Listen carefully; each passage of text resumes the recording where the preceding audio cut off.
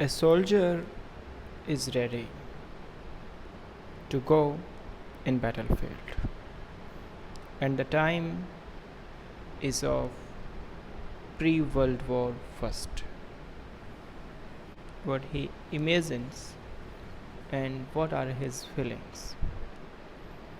And if we take all these things in idealism, what would be the imagination of that soldier? And a soldier that representing the whole, and a soldier that representing the or the all soldiers. So this is the poem entitled The Soldier by Rupert Brooke. This poem was written in 1914 at the time of the First World War and was published in 1915. Rupert Brooke was he never joined army and he never took part in active battles. So he glorifies here to be martyr or to be died in battlefield. And what he thinks, it all is explained in this poem. So let's start reading this idealistic, patriotic, imaginative poem about war and soldiers' feeling. The text of this poem is before us. So let's reading this poem. Let's start reading this poem. The Soldier by Rupert Brooke. As I read. If I should die, think only this of me, that there is some corner of a foreign field that is forever England.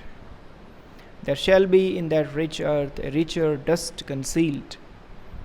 Dust whom England bore, shaped, made aware, gave once her flower to love, her ways to roam, a body of England's breathing English air, vast by rivers, blessed by sun of home. Very beautiful, full of enthusiasm and picturesque lines are these. And the opening, what the poet says, if I should die, if I die in battlefield, think only this way, and on my death, don't mourn, don't be sad, and think my death in this way. In what way? That is explained in other line.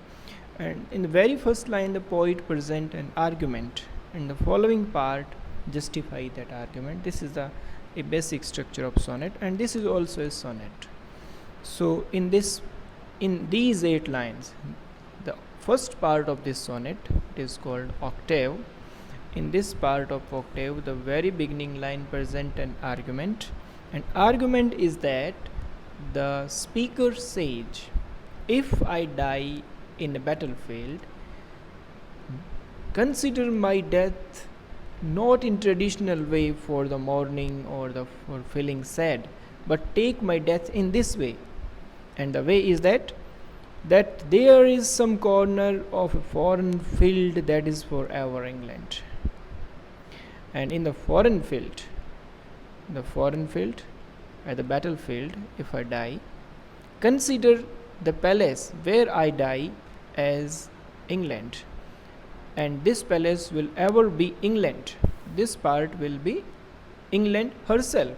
And how? In this way, there shall be in that rich earth richer dust concealed. How he glorify himself after death, because he is a man of England and his body is part of England, and after death his body will be dust. And what will that? There shall be in that rich earth a richer dust concealed. Richer dust, the dust of that salt will be richer, because the soldier belonged to England. So this is the patriotic feeling. Next line. A dust whom England bore, shaped, made aware, and how his body was made, how he nourished in England, how how motherland, the motherland is glorified here, and the personified, England is personified as a mother. That a dust whom England bore, I was born from England, shaped, made aware, that my whole body and my whole awareness, my intellect, gave once a flower to love, and all my feelings is given by that motherland, that English. Her ways to roam, a body of England's breathing English air, and I am a body of England, breathing English air. That my whole body, my whole intellect, my whole identity is created by England. So I am part of England. I am representing England, my motherland. Washed by river, blessed by son of home, and all the gift of nature and the country I enjoyed, and everything that I have is of my mother, of my motherland, and that is of England. So my dust will be richer, and if I die there in a battlefield, there will be a corner that is made for England, and that corner in itself would be England herself.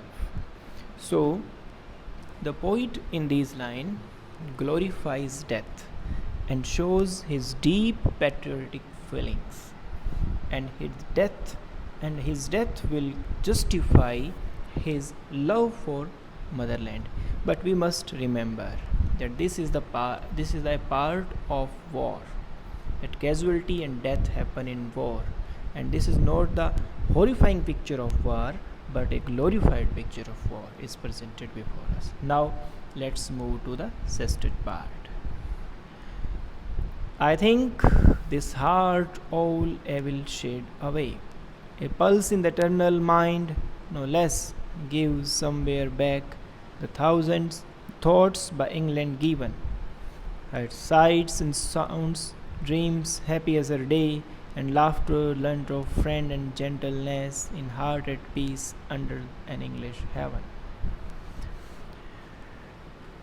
And after his death, all evils, all the bad habits will shed away, and he will get redemption. He will go to direct in heaven. He will get salvation because he served his motherland. By paying the debt of his motherland, he will get redemption. He will directly go to heaven because his duty he performed to motherland. Let's read. And think this heart all will shed away, a pulse in the eternal mind, no less give somewhere back the thoughts by English given. And after my death, my heart and my soul will mingle in the soul of England. Her sights and sounds, dreams happy as her day, and the time where I spent in England in my time of youth, all the views, sights and sound I enjoyed, laughter learnt of friends and gentleness, on all the attributes, qualities I acquired from my motherland. In heart at peace will all these things I will go with peace under an English heaven, and where I will be buried, it will be heaven for me. So in the whole poem, there is not a single tint of sadness, worry, or the horrification, but the glorification, idealism, and patriotic feeling. That if I die, take my death in an event of glorification, an event of idealism, and with my death there will be traits and attributes of England, and in that foreign field I will establish that traits through my dust, through my dead body. And on paying the debt of motherland, I will get redemption, I'll get salvation through performing my duty. So this is an uh, ideal picture of a soldier, and that was very common at the time of First World War in every nation. Now let's consider the other aspect of this poem, that this poem is a form of sonnet, and these are eight lines. Perform the octave part of this poem, and written in a manner of Petrarchan sonnet, but with a different rhyme scheme. This is me, B, it is the A sound, and failed, concealed, that is the B sound. There is a rhyme is A, B, A, B, C, D, C, D.